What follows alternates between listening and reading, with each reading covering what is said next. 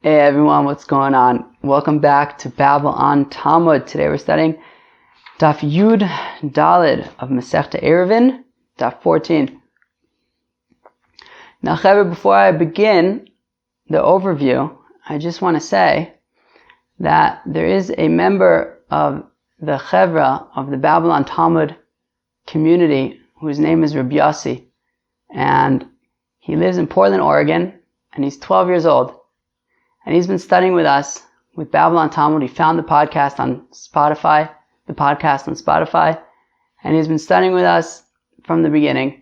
He's made a scene with us on Masechta Brachos and on Masechta Shabbos, and he's now learning Ayruvin with us.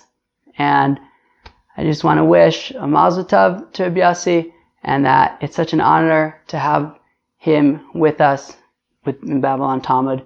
And I certainly hope that we will continue to be able to study together for many more years.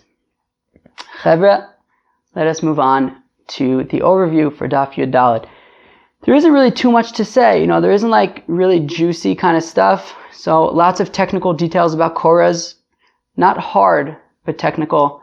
Then we get into Gemara math, which I don't know if you can describe it as hard. It's certainly technical. So we're going to talk about squares, circles, and mikvahs. And we're going to talk about details about lechis. So I'd say the most complicated part is probably the math part. But it's also not that complicated. It's just complicated because it's 1500-year-old Aramaic. But it's not complicated. You just got to you just got to divide things. It's not that hard.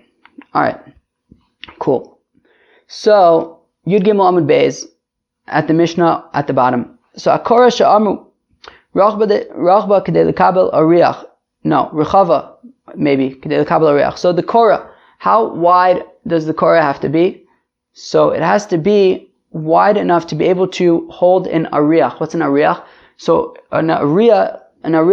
Oh, here it says v'ariach chatzi levena shel shlosha tfachim.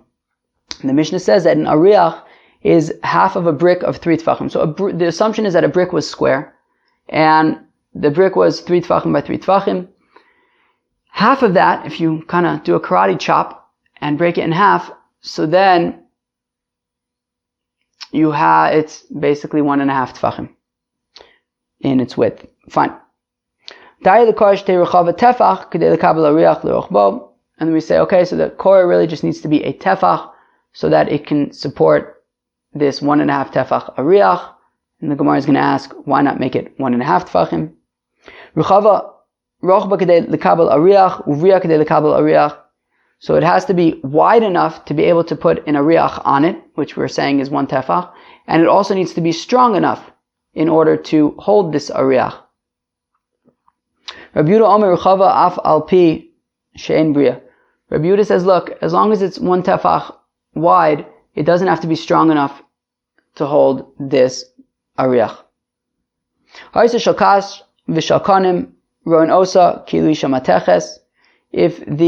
continuation of Rabbi Yehuda, that if the Korah was made of straw or if it was made of reeds, so then we view it as if it was made out of metal.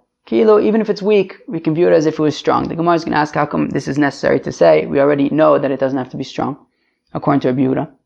Akuma ro'anosa kilui pshuta. If it's bent somehow, we view it as if it is straight. Agula ro'anosa kilui mirubas. If it's round, if it's not a square Korah, or a rectangular Korah, whatever, but it's a round Korah, we can view it as if it's kind of straight, and just as long as its diameter is 1 tefach, that would suffice. Any circle that has a circumference of 3 has a diameter of 1. I think technically speaking, we view that as circumference is diameter times pi, so times 3.14. But the Mishnah is, maybe you could say it's rounding, whatever it is. The Mishnah is saying it's 3 to 1 as opposed to 3.14 to 1. Okay, fine.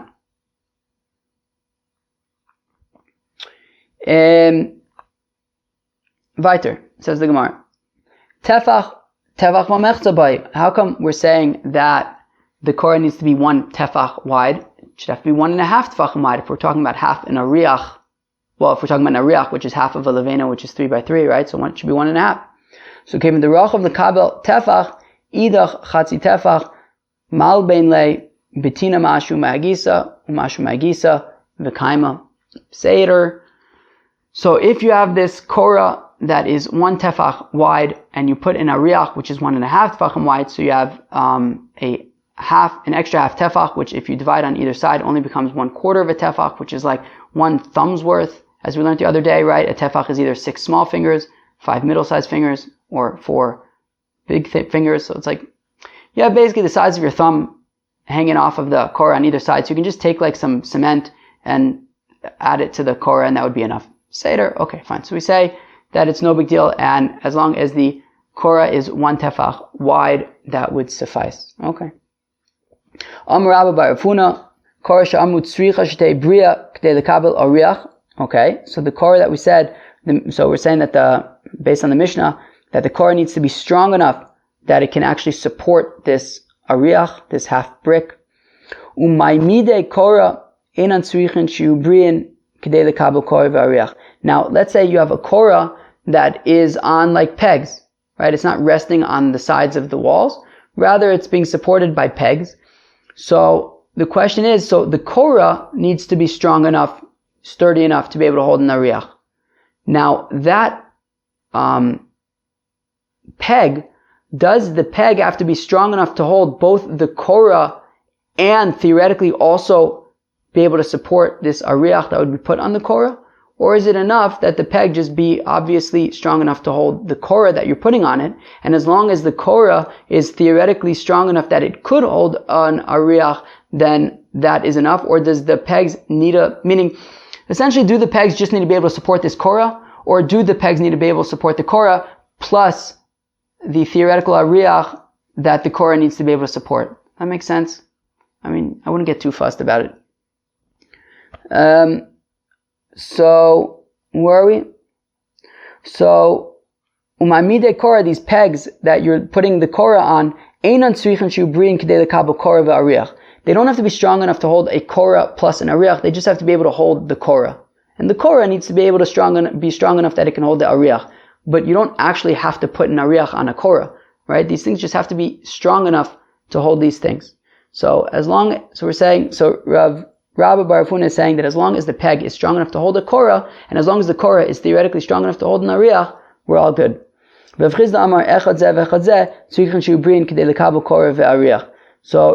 whereas Rav Chizda argues and he says, no, this peg that's holding the Korah must also be able to support the theoretical ariach that you can theoretically put on this Korah. Got it? Good. Amr Rav Sheshes, Hiniach Korah al gabi mavui, ufaris alei machzeles, v'igbiya min hakarka shlosha. Says Rav Sheshes, what if you have a Korah, okay, and then you take some kind of mat and you hang it over the Korah, because you figure that would be better than a Korah, right? May as well hang over a mat, then it's key like you have a real wall over there. That would be better than just having a beam, right? Well, kind of, but it could also end up ruining it, because we're saying, V'igbiya min hakarka shlosha. We're saying that this mat that you spread over the Korah doesn't actually reach all the way down to the ground. There's more than 3 tefachim between the mat and the ground. Well, if that's the case, well, ein kan mechitza, ein kan Korah. Well, now you have nothing. Ein kan mechitza, ein kan Korah. Ein kan. Did I just read that wrong? V'igbiya min hakarka shlosha. Yeah, I read it wrong. Korah ein kan, mechitza ein kan. Well, not very wrong, just a little bit wrong, enough to mess up the reading, but you don't have a Korah anymore, and you don't have a mechitza. Korah ein kan, you don't have a Korah, because you covered it with a mat, so you basically don't have a Korah anymore. Mechitza ein kan, you also don't have a mechitza, because it's a mechitza that little goats can walk under it, and we know that if little goats can walk under the mechitza, then it's not a good mechitza. So here you had a Korah. The Korah was perfectly fine. But this person wanted to be fancy, and he was gonna hang a mat over the Korah, so that now it's like kilu, like it's a wall. So that would be, of course, better than a Korah. But now you don't have a Korah anymore because it's covered up by this mat, and if the mat doesn't reach 3 tefachim close to the ground, within the floor, whatever, within 3 tvachim of the floor, well then the little goats can get under it, and it's not a good wall either, and your mamish have nothing. Okay? Taner Rabbanan, the rabbis taught, Korah yotzes min kosel zeh, ve'en nogas b'kosel zeh. Okay? If you have a Korah that sticks out of, one wall, and it's going across the mavoi, but it doesn't quite reach the opposite wall. V'chein shtei koros achas yotze mikosel zeh, v'achas yotze mikosel zeh, ve'en nogo zobazo. Or what if you have a Korah coming out from this wall, and a Korah coming out from that wall, and they're going to meet in the middle, but they don't quite meet in the middle. There's a gap. Pachos mishlosha ein tzarich lavi Korah acheres. So as long as the gap is smaller than 3 tvachim, that's whether the gap is in the middle or whether the gap is on the side, meaning whether we're talking about one Korah that's sticking out but doesn't quite reach the other end, or whether we're talking about 2 Korahs that are meeting in the middle but don't quite meet. So as long as it's less than 3 tvachim, then we can consider it closed, and that's fine. But if there's 3 or more tvachim, well then that gap is too large, and you'd have to create a kosher Korah, a different Korah. Reb Shimon ben Gamliel omer pachos me'arba ein tzarich lavi Korah acheres, arba tzarich lavi Korah acheres. Reb Shimon ben Gamliel, of course, as we learned the other day, his take is slightly different when it comes to lavud, and that is, his opinion is that lavud is defined by 4 plus tvachim, not 3 plus tvachim, and therefore he says as long as the gap is smaller than 4 tvachim, then you don't need to bring another Korah. If it's 4 tvachim or larger, then you would have to bring another Korah. Seder, he's basically just arguing on, is lavud 3 tvachim or 4 tvachim. V'chein beis koros amas imos. Also, if you have 2 Korahs that are mamish like lined up right next to each other. So you put up 1 Korah, and then right next to it, mamish touching, you put a twin Korah, hamatimos. They're like te'omot. Maybe, I don't know, they're like twins. Why not? Right? They're right next to each other, side by side. Now individually, each one is too thin. It's not 1 tefach.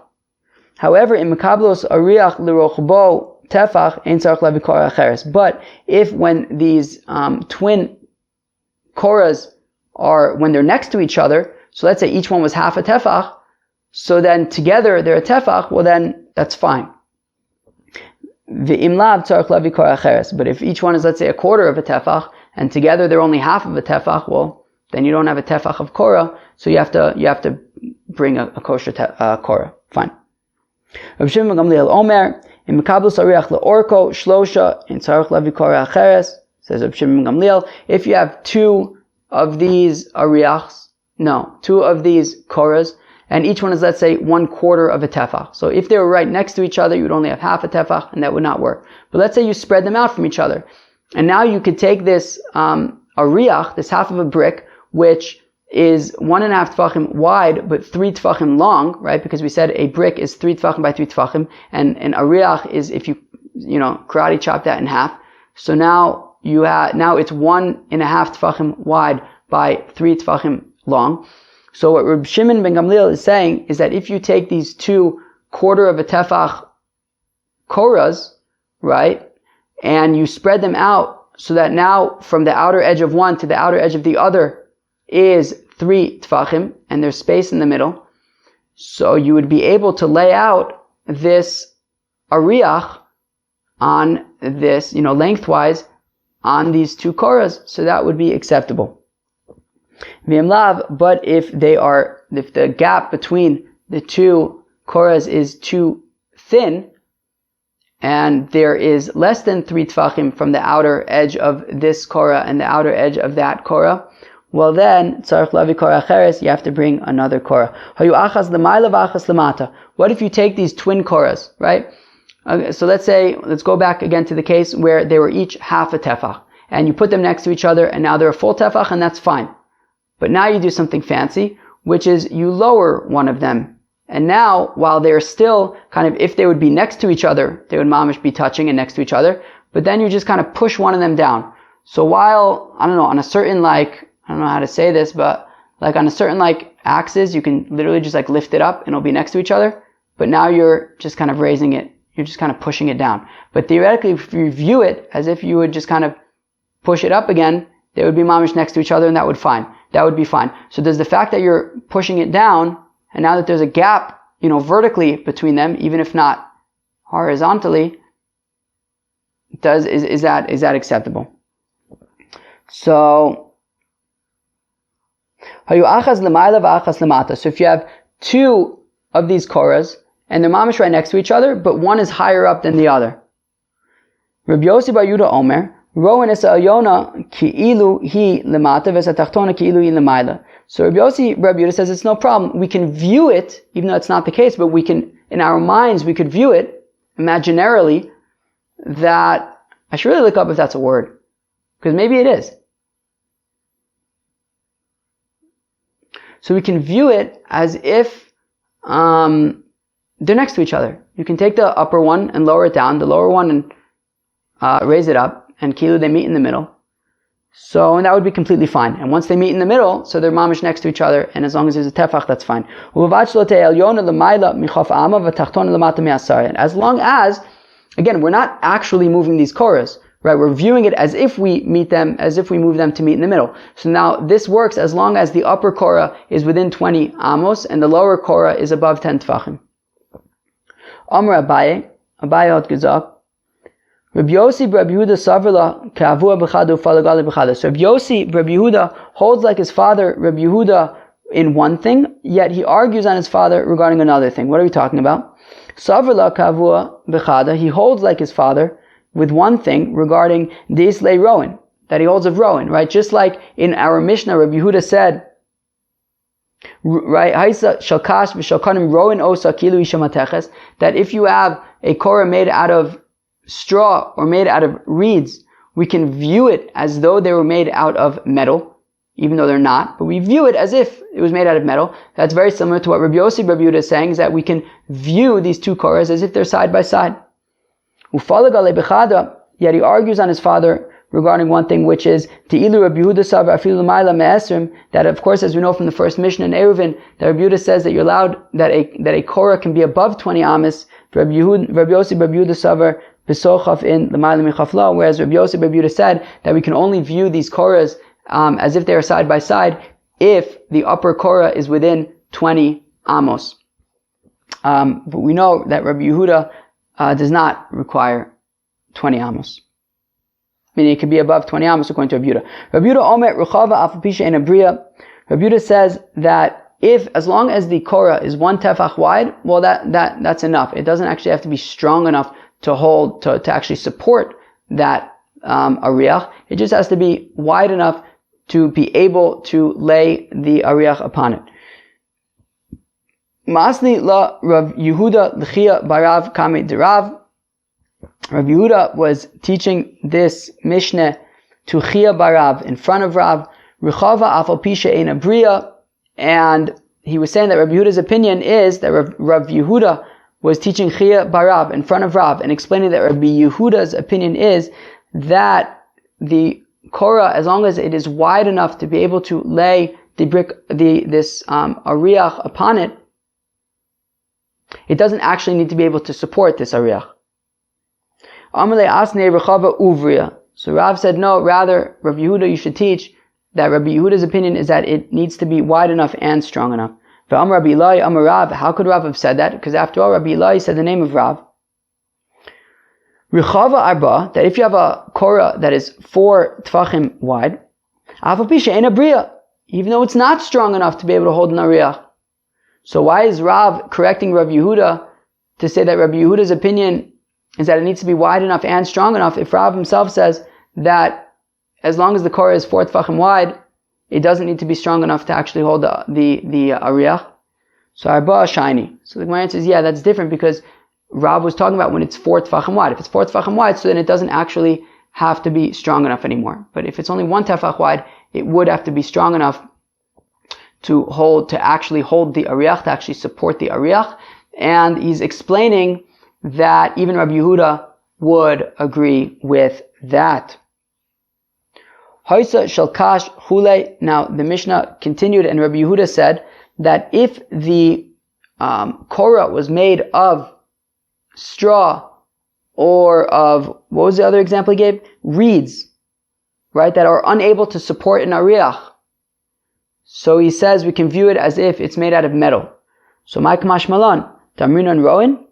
So what's the chiddush that we could say that even though it's not actually strong enough to hold the ariach, we can view it as though it is strong enough? Hainu hach.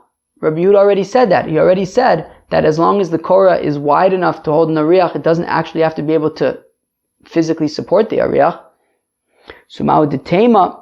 So the Gemara answers yes, but I may have not necessarily been able to apply this logic across both. Because I may have thought that b'mina amrinan shelo b'mina lo amrinan kamash malan. I may have thought that it actually has to have a fighting chance, right? Kilu, let's say you have a Korah that's made out of wood. Now a Korah made out of wood can theoretically hold an ariach, can support this half a brick. What if it happens to be that this ariach can't support a half a brick? Beseder, as long as it's one tefach, that, theoretically you can lay a brick upon it, even if it can't physically support it, that's fine. But what if we're talking about straw, where there's no chance that straw will ever be able to hold an ariach? It's just not a strong enough, substance, material. So maybe in that case, Rabbi Yehuda would say that it wouldn't work because it's not even possible that this straw will ever work. Kamash malan, that even if you use straw, which can never possibly work to hold this ariach, nonetheless, you can still use it and we can view it as if it was metal. Says the Gemara, Akuma ronosa kilui pshuta. Okay, this is interesting. So if the mavui is bent, so we could view it as if it is straight. Pshita. Okay, again, this is obvious. If we're just viewing things as if they're acceptable, so then we'll view this also as if it's acceptable. So, Kamash Malan Kedu Reb Zera. So the Chiddush is that it's teaching us that the halacha is like Reb Zera. The Amar Reb Zera, Hi besoch hamavui v'akmumisa chutz lemavui. If the Korah is in the mavui, and we'll explain what this means in a second, and its bent area is outside of the mavui. Hi besoch esrim v'akmumisa lemala me'esrim. If the Korah is within 20 amas, but its bent area is above 20 amas. Hi lemayla me'asara v'akmumisa lemata me'asara. If it is above 10 tefachim from the ground, but its bent area is within 10 tefachim of the ground. What is this talking about? So, in my mind, the easiest way to imagine this is like a half pipe where you skateboard in, kind of skateboard down and then up. So imagine you have a Korah, and the Korah kind of starts out straight, and then it kind of does a half pipe, kind of goes down and then back up like a half circle, okay? And then keeps on going straight again. So it's basically, you have this straight Korah, but in the middle there's this dip, okay?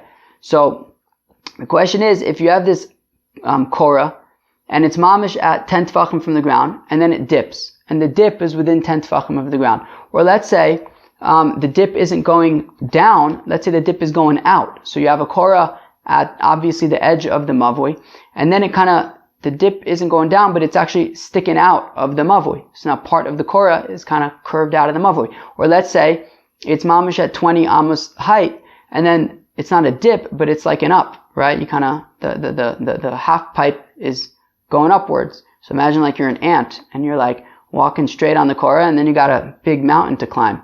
So, and that is above 20 amos.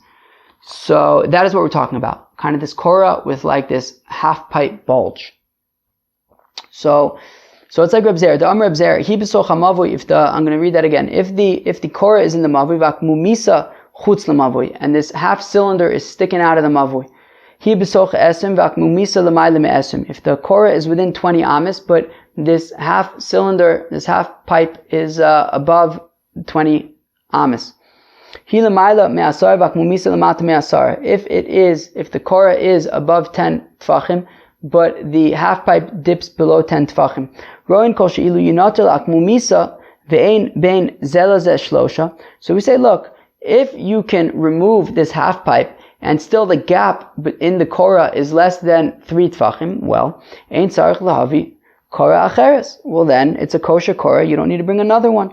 V'im lav tzarich lahavi Korah acheres. However, if the gap that will result from removing the half pipe will be larger than 10, well, will be, forget about 10, but will be 3 tefachim or larger, well then, you would have to bring a different Korah because this one won't be good. Hanami Pshitai, that's also obvious. Like we're talking about lavud all the time. So if it's not lavud, then it's no good. Right? If it's too big, it's no good. So b'soch mavui v'akmu misa the chutz lemavui, it's 3 chalei. So the Gemara answers that the chiddush, what we need to learn from here is for the case where you have the Korah that's in the mavui, but the half pipe is sticking out of the mavui. So maybe we'll be concerned that since the half pipe is sticking out of the mavui, maybe I'll think that I can keep on carrying to the edge of the half pipe, which is outside of the mavi, i.e., I might end up carrying in Rosh Hashanah. So maybe that's a problem. So Kamash Milan Rabbi Yehuda, what he's teaching us is that we could see it, we could view it as if, everything was in the mavui and it's all good. Let's go weiter. So if the Korah is, round or whatever, so we can view it as if it's square. Okay? As long as there is a tefach diameter. Hasulamali. Again, why do we need this? If you're Rabbi Yehuda and you keep on saying that, even if on the surface of things it looks like this would be a problem, we could see it, we could view it as if it's not a problem. So Seifa it's 3 chalei. So because the Mishnah wanted to make the point in the Seifa, which is kol sheyesh be'akefo gimel tefachim yesh bo rochav tefach, that whenever you have something round, so if its circumference is 3 tefachim, well then its diameter will be 1 tefach. How do we know this in the pasuk? Where can we see a pasuk in Tanakh that shows us this principle? So Rabbi Yochanan Amar Kra. Rabbi Yochanan says that the pasuk says, "Vayasas hayom mutzak eser ba'ama misvaso ad svaso agul saviv v'chamish ba'ama kumaso v'kav shloshim ba'ama yasav oso saviv." We'll read that again. But basically, there was something in the Beis Hamikdash that Shlomo Melech built called the Yam Shel Shlomo. And it was essentially a big mikveh, a big pool for the Kohanim. And the pasuk in Melachim Aleph gives the dimensions of this pool. And the dimensions are as follows. The pasuk says, Vayasas hayam. So Shlomo Melech, he constructed this Yam Shel Shlomo. Mutzak, and he didn't take like hammers and like knock on it to bang it out. Rather, he poured, gold or something? Why not? Eser ba'ama misvaso ad svaso agul saviv. So it was round. It was a round pool. I guess it was above ground. It was round, and the diameter was 10 amas from lip to lip. V'chamish ba'ama komaso, it was 5 amas tall. V'kav shloshim ba'ama yasov oso saviv, and it is 30 amos circumference. So we see that the diameter of the Yam Shel Shlomo was 10 amas, and the circumference was 30 amas. So we see that basically circumference is 3 times diameter. V'ha'ika svaso, but 1 second, what about the thickness of the lip of the pool, right? Meaning that the diameter being measured was from the inner lip on one end to the inner lip on the other end, and that was 10 amas. Now the circumference was being measured on the outside of the pool, but the diameter of the circle that you're measuring is really slightly more than 10 amas, since we have to take into account the thickness of the lip.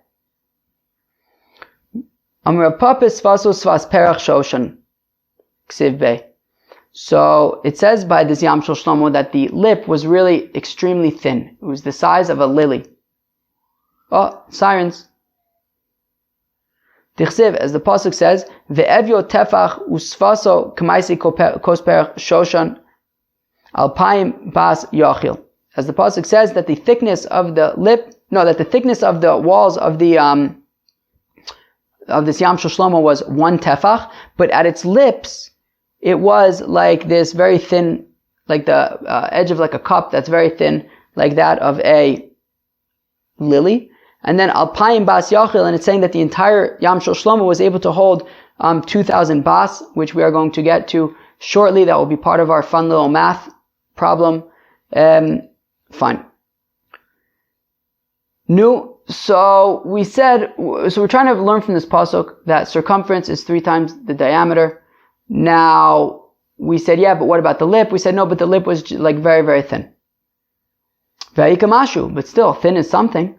So it's still not exactly 3 to 1. It's slightly less than 3 to 1.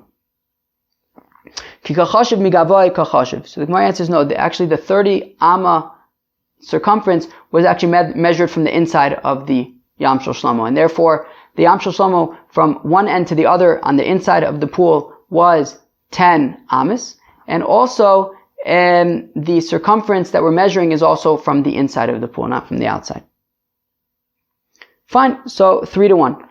Tanu Reb Chia. Now here's where the math begins. You guys ready? It's not that hard. It's just Aramaic. I think the Aramaic adds a layer of complexity. Because it's like, you gotta read and translate the Gemara. So however the Gemara wants to go about solving this problem, that's how you gotta solve it. You don't have much of a choice. But it's also very interesting to see how the Gemara does approach these mathematical equations and how it chooses to solve them and break up the math so that we could do it in our heads without a calculator. So, I guess that's how they were solving math problems in rabbinic 1500 year ago Iraq. Interesting. Weiter.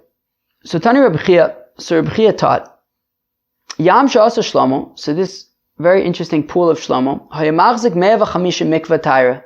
So it was large enough that you could fit exactly 150 mikvahs in there. Okay? Michdei.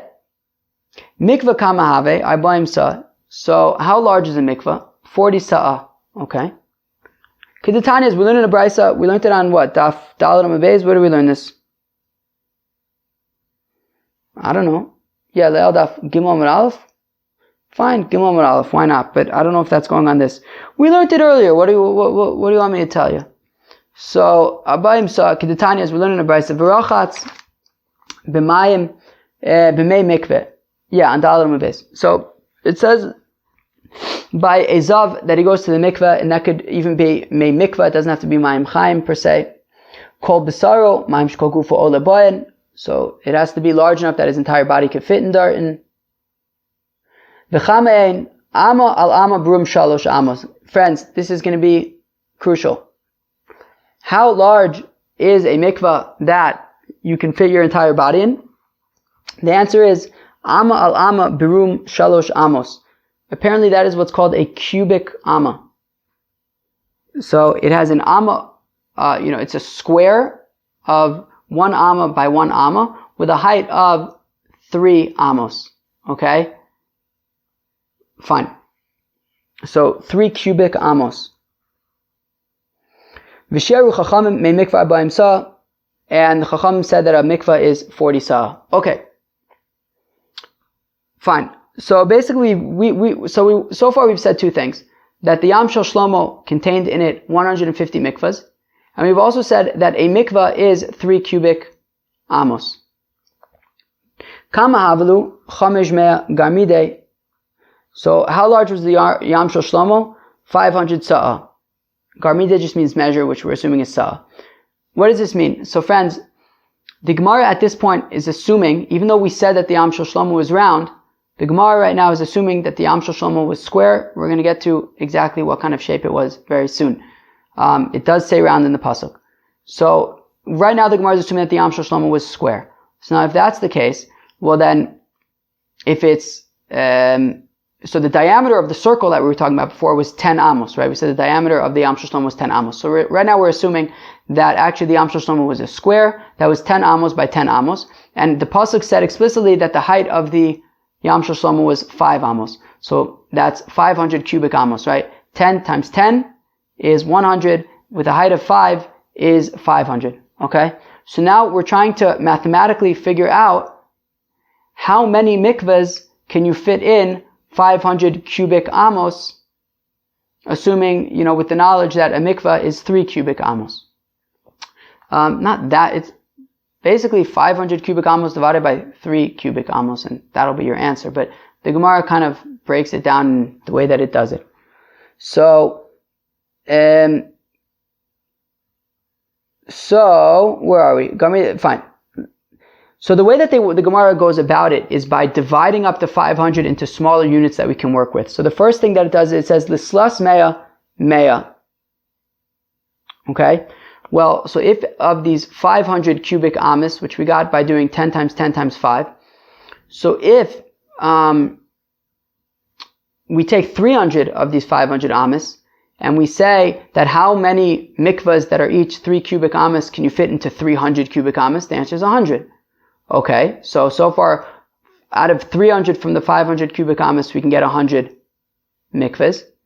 Limea v'chmishim, now from the remaining 200 cubic amas, so if we take 150 of those, chamshin, well then we can get, right, 150 cubic amas, you can get 50 mikvahs that are each 3 cubic amas. So between the first 300 and the next 150, we've already gotten 150 mikvahs.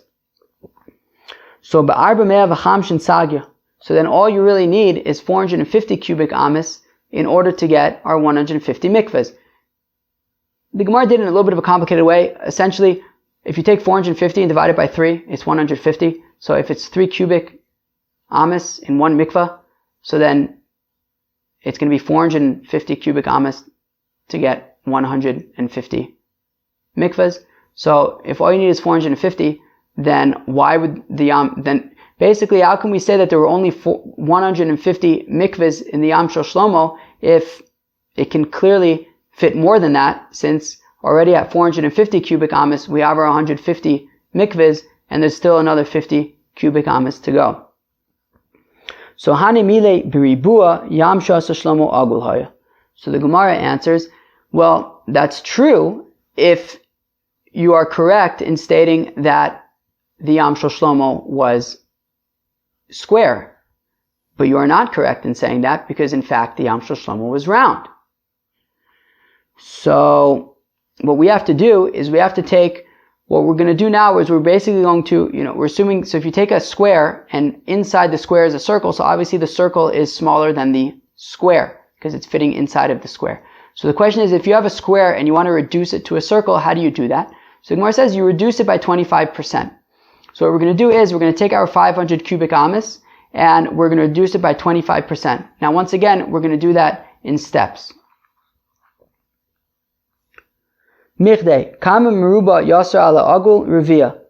So how much larger is a square than a circle? I.e., if we need to shrink a square down to be the area of a circle, how do you do that? So you would shrink it down by 25%. Fine. So la'arba mea, so now if we take the first 400 out of the 500 cubic amos that were in the square Yam Shel Shlomo, and then we take that and we reduce those 400 cubic amos by 25%, so now we have 300 cubic amos, and of course in 300 cubic amos you get 100 mikvahs, right? So la'arba mea, so for the first 400 cubic amos, you shrink it by 25% to 300 cubic amas, that's 100 mikvahs. Limea, and now for the remaining 100 cubic amas, you shrink that down 25%. So now you have 75 cubic amas, which if you divide by 3 is esrim v'chamisha. That's another 25 mikvahs. So basically, between the entire, if you take the 500 cubic amas and you reduce it by 25%, which really you could also just do in one step, which is 375, and you divide that by 3, then you get 125. So really there's only 100. If you take this square Yam Shel Shlomo and convert it to be a round Yam Shel Shlomo, well then you are only going to have 125 mikvahs in there, but the Brisa said that there were 150 mikvahs in there. So what do we do? So Hani mea ve'esem v'chamisha avu lehu. Right, so it's only 125, but we said there's 150. So Tani Rami Bar Yechezkel, so Rami Bar Yechezkel taught, Yam she'asa Shlomo, shalosh amos tachtonos mirubaos u'shtayim v'yonos agulos. So Rami Bar Yechezkel taught that this Yam Shel Shlomo wasn't actually entirely round or entirely square. Rather, shalosh amos tachtonos mirubaos, the bottom 3 amas of the 5 amma height were square. U'shtayim v'yonos agulos, and the top 2 amas were round. And therefore, if you do, so now if you do 10 times 10 times 3, so that's 300, which is 100 mikvahs.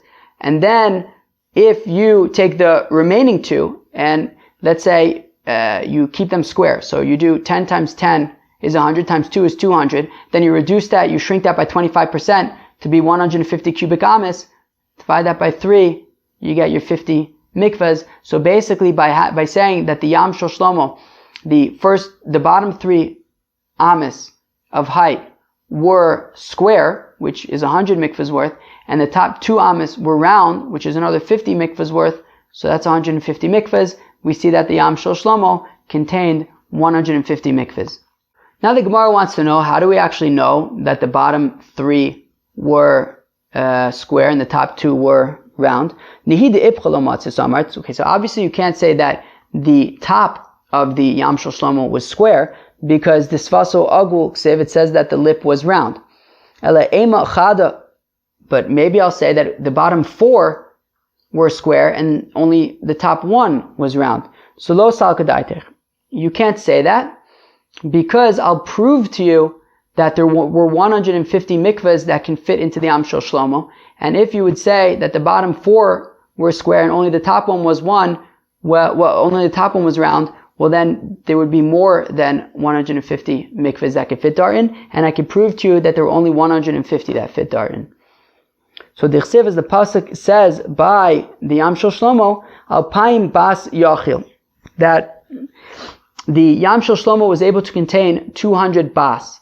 Now, how much is 200 bas?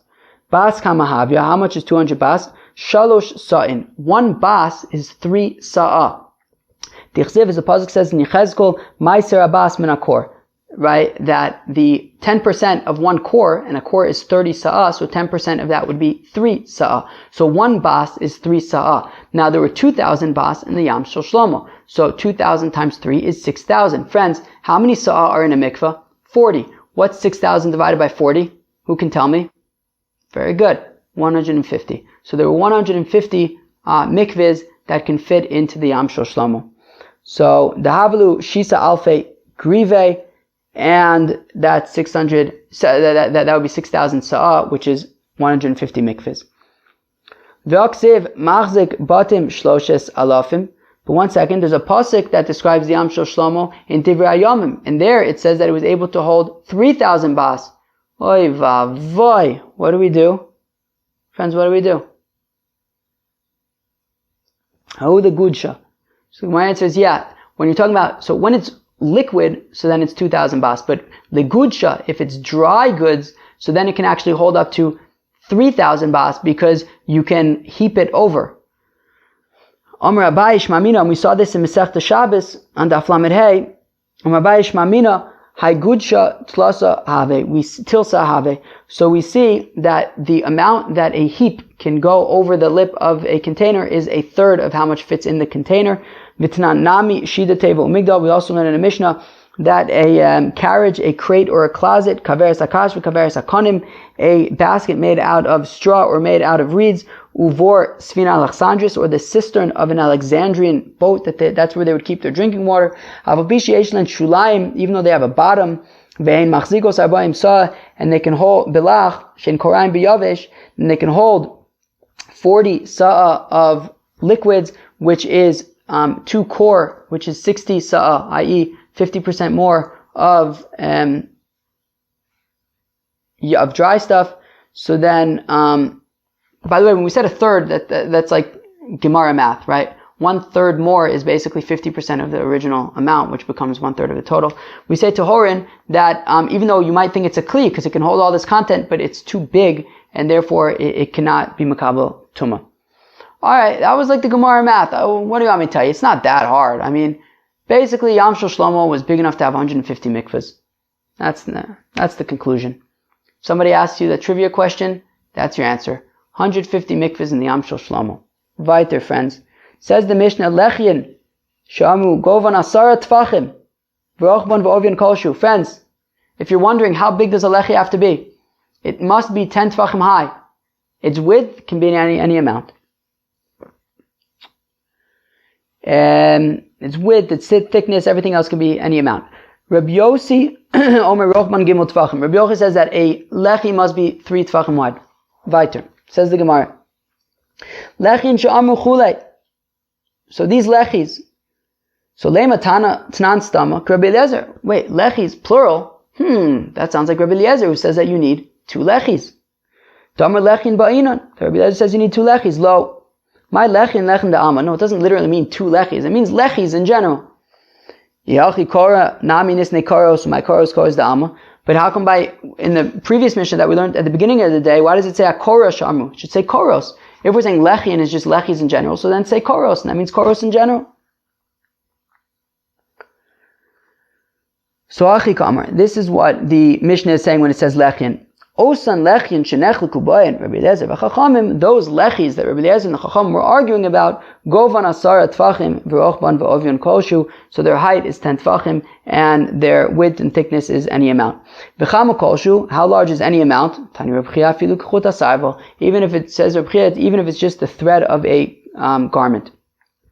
Tana, we learn in a brayso, asa lechi lechatzi mavui. What if you stick your lechi against the wall halfway through the mavui? Ein lo elachatzi mavui. Okay, well, you can only use half the mavui. You can't go past the lechi. Pshita, that's obvious. You can't go past the lechi. You can't go past where the lechi is there. We want you to see it, or either as a heker or some chitza, whatever it is. But outside of it, it's outside of the lechi. So isn't that obvious? So ele'ema yesh lo lechi. I'm sorry, yesh lo chatzi mavui. No, just kind of rephrase it. Don't say that you can't use half the mavui. Rather say you can use half of the mavui. You have just kind of use it in the positive rather than the negative. So, hanami pshita, but still, rephrasing it doesn't change the reality that it's obvious. So, but maybe it's not so obvious because maybe I would be concerned that if you can use half of it, you might end up using all of it. So you shouldn't be able to use any of it. So kamash malan that, no, if you have a lechi halfway into the mavui, you can at least use half the mavui. Amar Ravit, asa lechi lemavui vigbio min akarka shlosha o shefligo min akosel shlosha. So if you have a lechi, but the lechi is 3 tfachim off the ground, or it's 3 tfachim away from the wall. It's very interesting. Lo asav lo klum, it doesn't work. So what do we see? That the lechi needs to be mamish against the wall, on the floor, on the ground. That's a lechi. 10 tfachim tall, against the wall, on the ground. Preferably, I guess, by the entrance of the mavui, so that you can use the entire mavui, because you can't go past the lechi. I feel Reb Shimon ben Gamliel. Now, even according to Reb Shimon ben Gamliel, Damar Minan Lavud, who says Lavud, Hanimili Lemaila, that's only Lemaila, right? Meaning, according to Reb Shimon ben Gamliel, who says that Lavud is 4 tfachim, and therefore I might think that so if I take this lechi, and I put it against the wall, and it's 3 tfachim above the ground. So Rav is pointing out that the reason why he says that it won't work, it's not necessarily because of lavud. Rather, avalamata kevin dahavim mechitza shagdayim bokim baloka amar. That the issue is that even according to Reb Shimon ben Gamliel, who says that lavud is 4 tfachim, but the fact of the matter is that if you put this lechi 3 tfachim above the ground, well then the little goats can walk under it, and that's a problem. So that has nothing to do with lavud, it has to do with the fact that the goats can walk there. So even according to Reb Shimon ben Gamliel, who says that lavud is 4 tfachim, still, once it's 3 tfachim off the ground, then the goats can get through. The only nafkamina would be, let's say, a korah at the top of the mavui that doesn't quite reach the other wall, the opposite wall. So then Reb Shimon ben Gamliel would say, as long as it's within 4 tfachim, it's still fine. But when it comes to the lechi at the bottom, if it's 3 tfachim off the ground, even Reb Shimon ben Gamliel would say it's no good, because the fact of the matter is that the goats could walk under it, the little goats. Fine. Rabbi Yossi Omer Rochban Gimel Tfachim. So Rabbi Yossi says that the width of the lechi is 3 tfachim. Amr Rav Yosef, Amr Rav Yehuda, Amr Shmuel, Ein halacha k'Rabbi Yossi, lo behilmei v'lo belechin. So it says Rav Yosef, in the name of his Rabbi Rabbi Yehuda, says in the name of his Rabbi Shmuel, that the halacha is not like Rabbi Yossi. Lo behilmei, not when it comes to brine for pickling things from Shabbos, that Rabbi Yossi says that you can't create brines even if it's just a little bit. V'lo belechin. And also Rabbi Yossi says that a lechi has to be 3 tfachim. We don't hold like Rabbi Yossi by either one. Amar le Rav Huna bar Chinana. So now Rav Huna bar Chinana said to Rav Yosef, Behilme amart lan, Belechin lo amart lan. So Rav Huna bar Chinana said to Rav Yosef, wait, you taught us that in the context of Hilme, that by these brines, that the halacha is not like Rav Yossi, but you didn't teach us that the halacha is not like Rav Yossi when it comes to Lechi, that it has to be 3 tfachim. So Rav Yosef answers, yeah, but still, Ma'ishna B'ilmei, the Fligi Rabbanan Ale, Lechi Nami, the Fligi Rabbanan Ale. But still, why should it make any difference? Kilu, when it comes to Hilme, we don't pass him like Rav Yossi because the rabbis argue on him. So Yachav Rab Malachi Kirabim. So here also, the rabbis argue on Rav Yossi. And Rav Yossi says 3 tvachim. The rabbis argue and say it could be any amount. So of course we don't pass him like Rav Yossi. So Amar Lei, so Rav Huna bar Chinana responded, Shiny Lechi, and I can argue that Lechi is different, Mishum Dekai Rebbe Kavase. Because after all, Rebbe, as we learned by that very complex Mishnah about the large Chatzar and the small Chatzar, that the easiest way to explain it is to say that the author of the Mishnah was Rebbe, who says that you need 2 lechis to permit a breach, this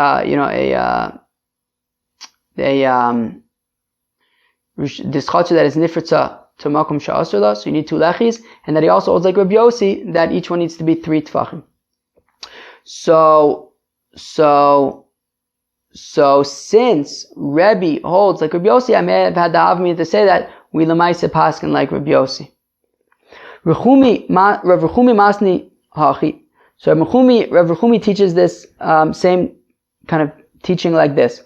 Amar Rav Yehuda breder of Shmuel bar Shilas Mishmei de Rav, says Rav Yehuda breder of Shmuel bar Shilas in the name of Rav. Ein halacha Rabbi Yossi, that halacha is not like Rabbi Yossi. Lo behilmei v'lo belechin, not by brines and not by lechi. Amrule, they said to Rav Yehuda breder of Shmuel bar Shilas, Amar, did you really say that the halacha is not like Rabbi Yossi by Hilmei and by Lechi? Amru lo. He said, no, I didn't say that. Amar Rava Elohim Amra v'gamirna lamine. Rava said, what in the world? Ha-Elohim, by God, he certainly did say that the halacha is not like Rabbi Yossi by brine and by Lechis. V'gamirna lamine, and I learned it from him. From Rabbi Yehuda breder of Shmuel bar Shilas, that he said that the halacha is not like Rabbi Yossi by Hilmei and Lechin. My time so then how come Rabbi Yehuda breder of Shmuel bar Shilas changed his mind and denied having said that the halacha is not like Rabbi Yossi by Hilmei and Lechis? Mishum Rabbi Yossi nimuko ima. Extremely interesting. Because Rabbi Yossi, apparently, says Rashi, there's a Gemara in Gittin, that they're talking about all of the praiseworthy attributes, characteristics of the Tanaim, and they say that the thing about Rabbi Yossi was, as Rashi says, Taimirayosav mevilo b'chomakom. He always has good proofs and rationale for what he says. You can always assume that if Rabbi Yossi says something, he can back it up really well. And therefore, it's not so simple to just say that the halacha isn't like Rabbi Yossi. Even though Yachid Rab Malachi Karabim, still, it's very tempting to still want to say like, wait, but maybe there's something more to this picture that we don't see, because Rabbi Yossi always was able to back up everything that he said with great rayas. Very, very interesting. Anyways, fine, but nonetheless, okay. So thinking, okay. So Amalei Rava Rav Chanan Labai Yochsamai. No, so Rav Chanan said to Abai, no. So what do? Do we do like Rabbi Yossi? Don't we do like Rabbi Yossi? What do we do? So Amalei Pokhazi my Amadavar. So Abai says, look, go out and see what the people do. Are they makbid on 3 tfachim like Rabbi Yossi, or are they not? And Rashi says the implication being that people don't generally make a lechi that's 3 tfachim, and therefore, it has not been accepted, the halacha has not been accepted like Rabbi Yossi, clearly. If that's what, the fact of the matter is, the people aren't doing like him. And there are those who actually teach this dialogue between Abai and Rav Bar Rav Chanan on the following, somebody who drinks water because he's thirsty. Omer shakoniya b'dvaro, so he says shakoniya b'dvaro. Rav Tarfon Omer borei nefashos abbas v'chasonan hakol ma shebarasa. So Rav Tarfon says that the bracha on water is actually borei nefashos. Omer Rav Chanan la'abai ilch samai, Omer pokazim ayam devar. Rav Chanan said to Abaye, what's the halacha? Is it shakol or is it brain nefashos? Abaye said, go see what the people do. Do they say shakol or brain nefashos? If the people say shakol, say shakol. If they say brain nefashos, say brain nefashos. So, but I guess apparently people say shakol. Okay. So that was Daf Yudal of Masechta Ayruvin. I mean, there's a lot of details. There's not really juicy sugyas over here. So, just a very basic review. So there was lots of technical details about Korahs and the thickness and the strength. At the end, we got to lots of technical details about Lechis. And then in the middle, we had that interesting mathematical sugya.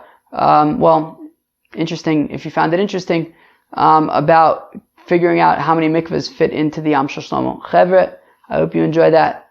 Have a great day. Peace out.